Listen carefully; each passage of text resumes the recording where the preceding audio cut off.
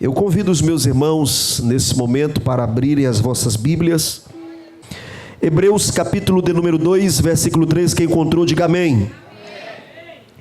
O texto diz assim: como escaparemos nós, se não atentarmos para uma tão grande salvação, a qual, começando a ser anunciada pelo Senhor, foi-nos depois confirmada pelos que a ouviram.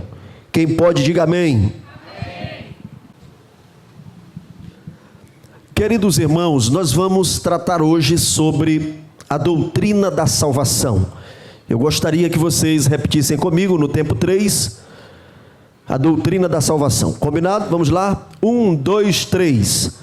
A doutrina da salvação. Eu peço a todos os irmãos que estejam atentos para a ministração da preciosa palavra de Deus. Dentro do estudo da palavra do Senhor, do estudo técnico, existe uma palavra para essa disciplina, que é a palavra soteriologia.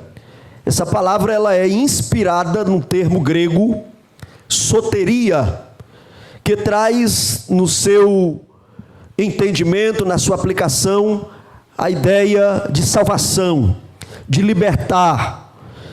Essa palavra, ela é uma das palavras mais recorrentes da Bíblia.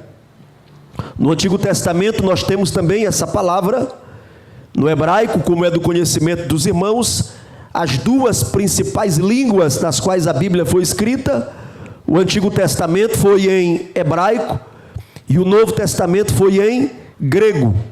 Nós temos algumas frações da Bíblia no livro de Esdras e também no livro de Daniel, que foram escritos em aramaico, mas a maior parte do texto bíblico foi escrito tanto em hebraico como grego. E a palavra salvação aparece nesses dois idiomas com sentidos similares, dando a ideia de libertar, também trazendo a ideia de restaurar, trazendo a ideia de redenção, e é um dos termos mais usados na igreja.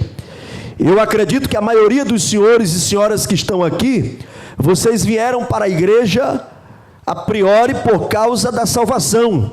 Essa é a razão do nosso ingresso e permanência na igreja, por causa da salvação. O texto que nós lemos faz parte de uma pergunta, aonde o escritor anônimo da carta aos Hebreus pergunta: como escaparemos nós se negligenciarmos tão grande salvação? Você pode fazer esta pergunta comigo? Vamos lá. Como escaparemos nós se negligenciarmos tão grande salvação? Essa é uma pergunta importante e nós queremos que essa pergunta fique na sua mente.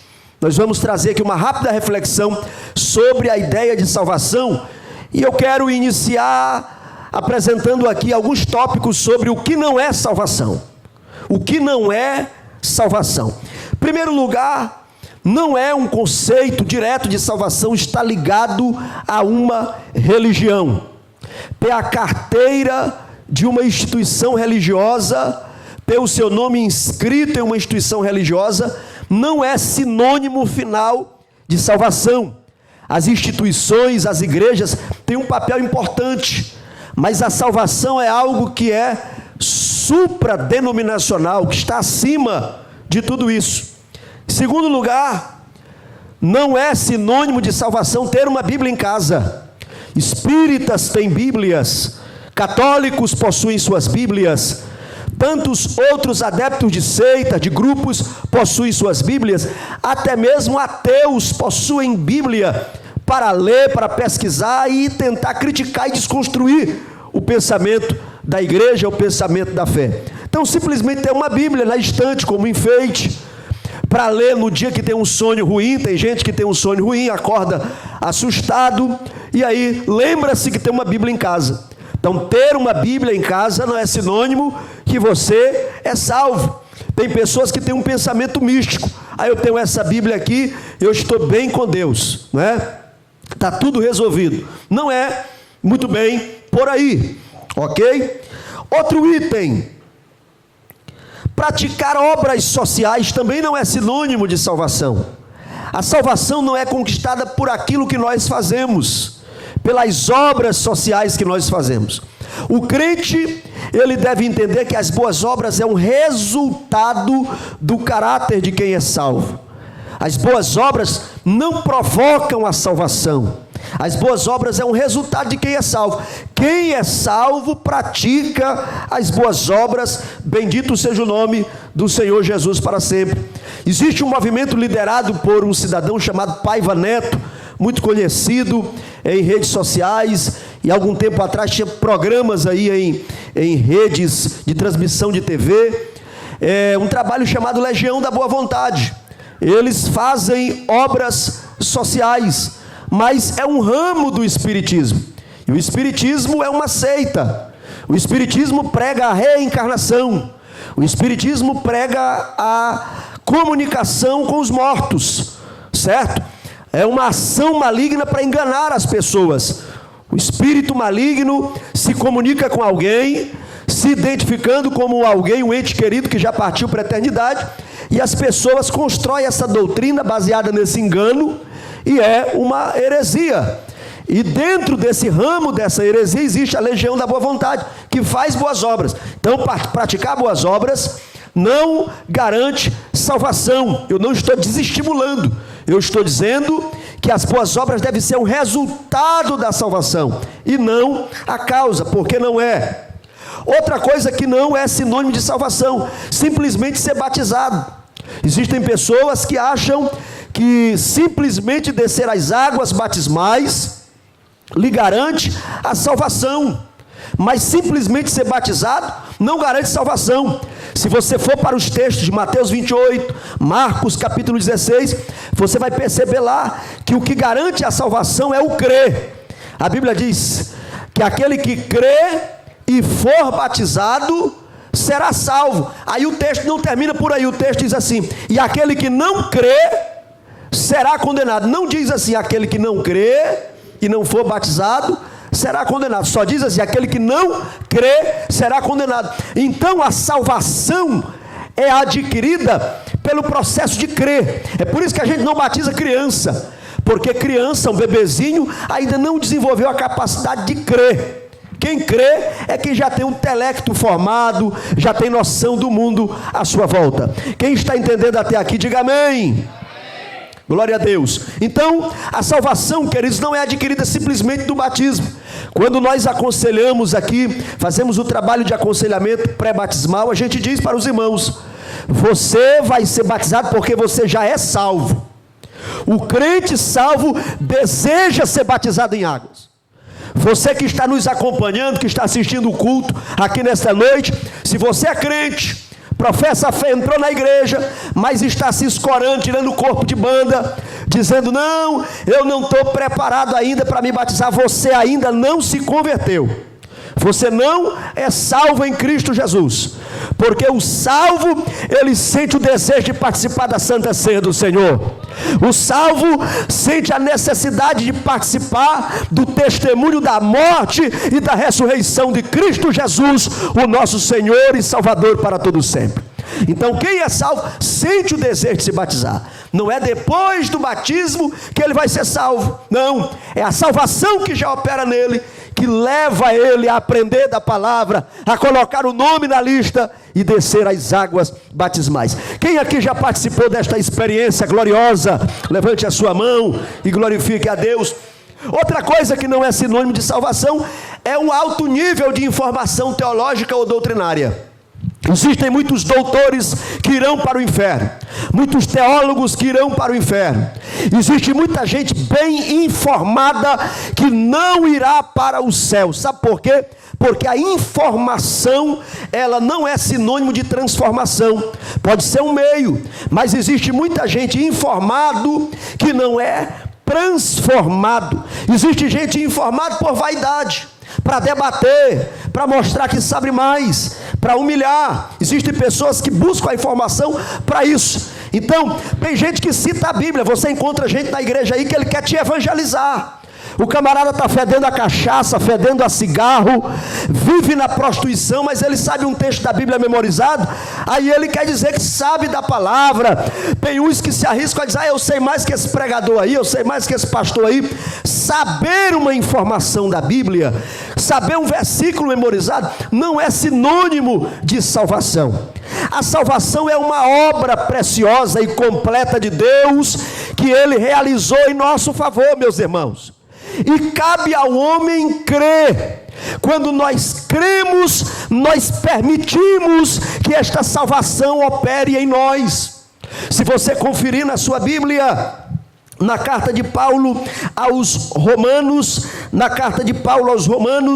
no capítulo de número 10, no versículo de número 10, a Bíblia Sagrada nos diz: se no coração tu creres em Cristo, e com a tua boca confessar, oh glória a Deus, tu serás salvo. Amém?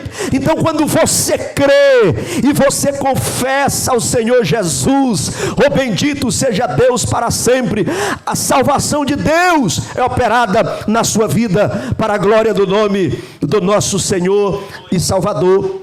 Ainda em Romanos, no capítulo de número 10, no versículo de número 7, a Bíblia diz: de sorte que o crer vem pelo ouvir, e o ouvir pela palavra de Deus. Então o que é que faz o homem crer? É a exposição da palavra de Deus.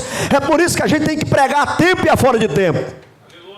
Temos que pregar na igreja, e é bom pregar na igreja, é gostoso, os crentes glorificam, presta atenção, mas temos que pregar nas ruas também, pregar nas reuniões de família, pregar nas redes sociais, porque a pessoa que ouve a palavra de Deus dentro do seu coração, é ativado a fé, é a palavra de Deus que faz o homem crer. Senhoras e senhores que estão aqui nesta noite, é a palavra de Deus. Abra a sua Bíblia, leia um versículo para a sua família, escreva um versículo nos grupos que você faz parte, lance a palavra de Deus. Quando um pecador tem acesso à palavra de Deus, a fé começa a ser gerada no seu coração. Bendito seja Deus para todo sempre.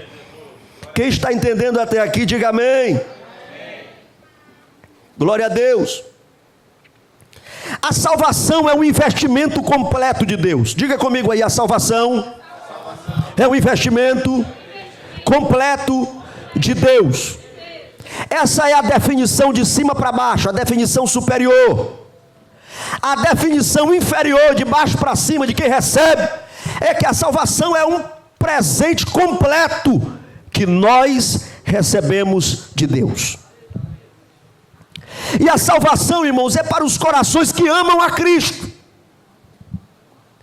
É isso que deve ser exigido de um discípulo de Cristo, que você ame ao Senhor Jesus, que você sirva ao Senhor Jesus. Meus dignos obreiros que estão aqui, queridas irmãs, queridos irmãos, tem gente que está na igreja porque tem medo do inferno.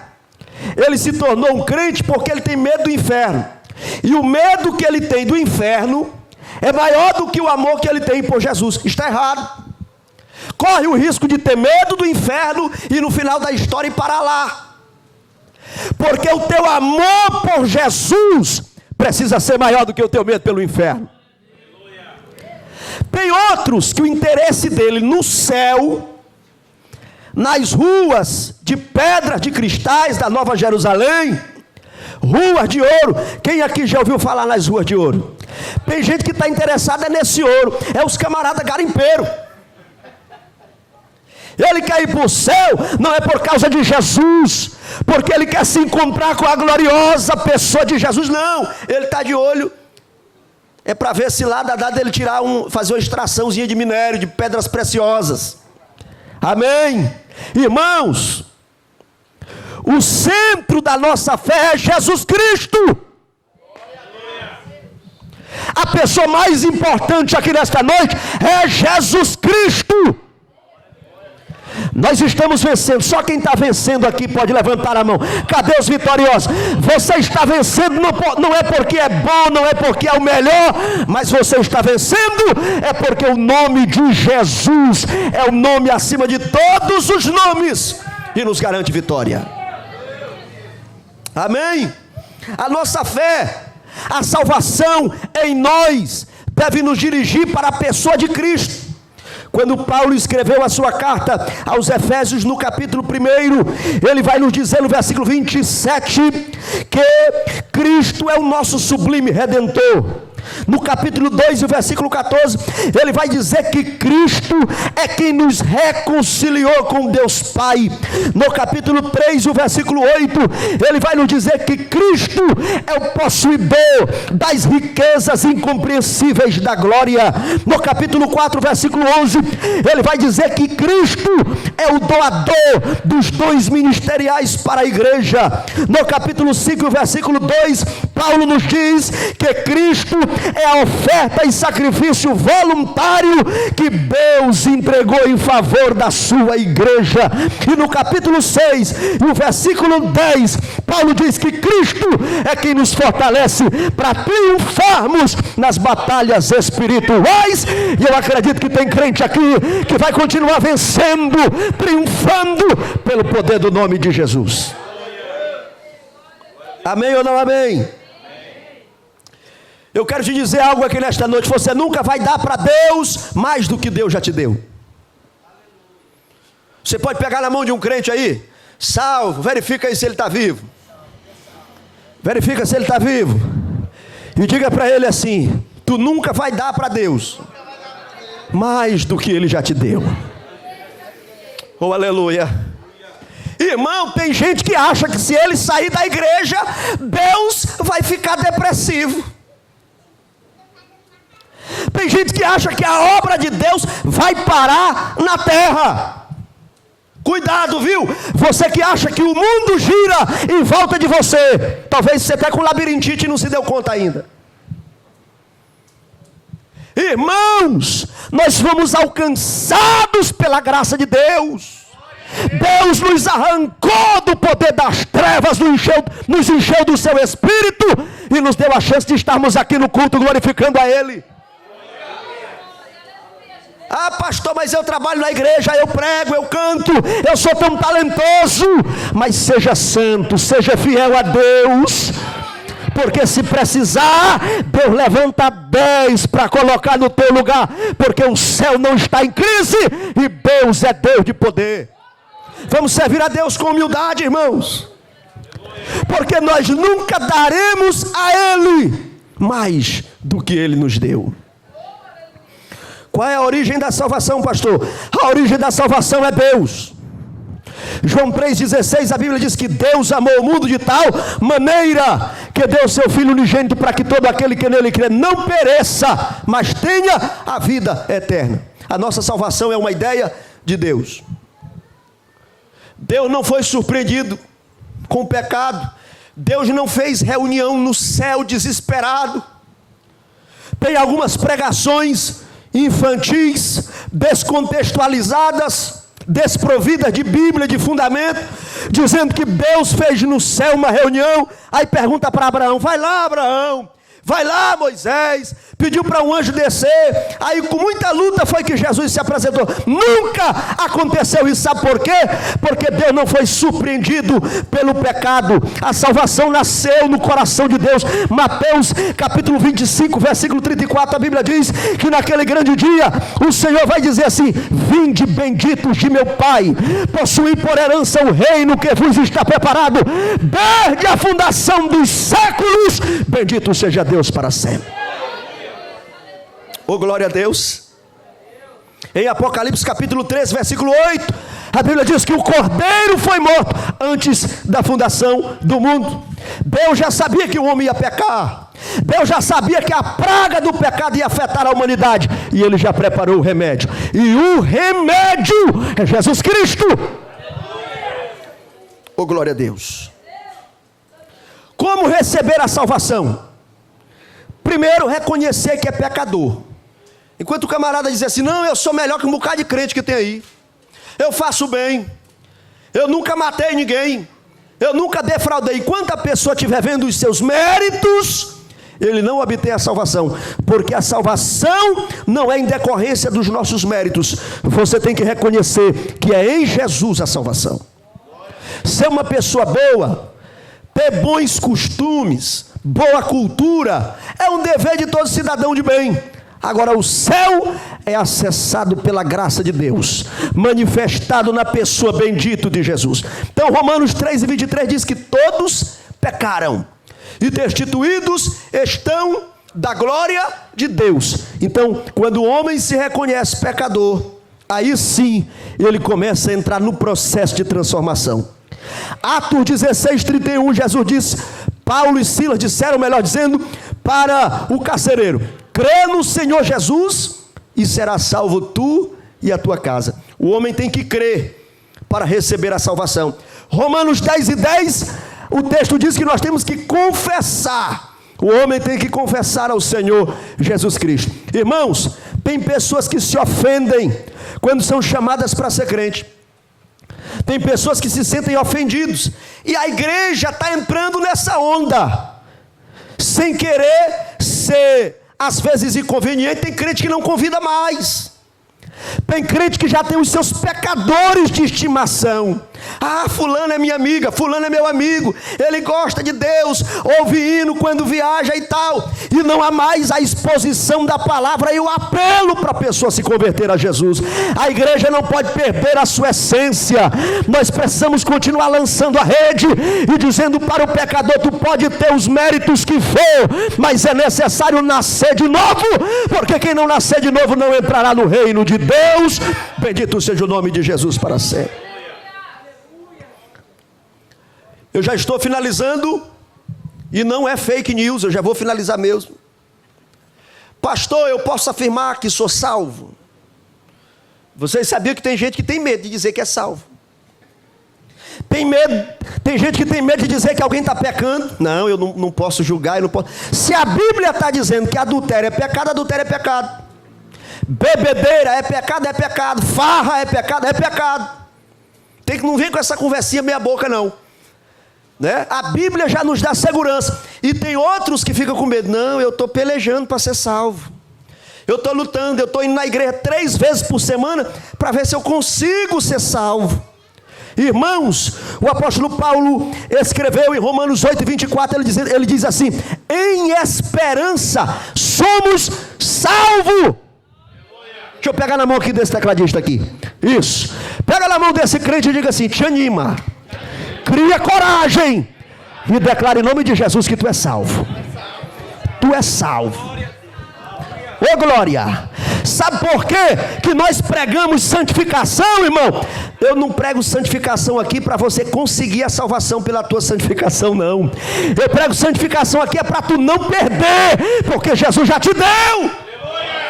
Eu prego para você ser fiel à tua mulher, ser fiel ao teu marido. Não é para tu conseguir salvação por meio disso não. É para tu não perder, porque Jesus Cristo já pagou à vista. A igreja é salvo. Nós estamos vindo para a igreja, nós estamos rejeitando o pecado.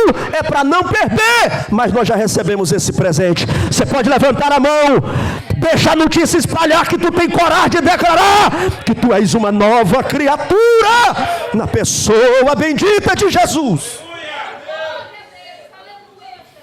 Oh, glória a Deus.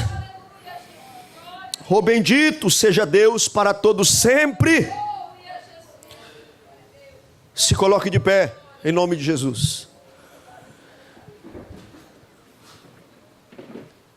A nossa salvação, irmãos, foi garantida por Cristo Jesus. Cristo Jesus nos garantiu a nossa salvação. Oh, glória a Deus. Cristo Jesus nos garantiu a nossa salvação. Isaías 53, versículo 10. Todavia agradou ao Senhor moê-lo, fazendo-o enfermar.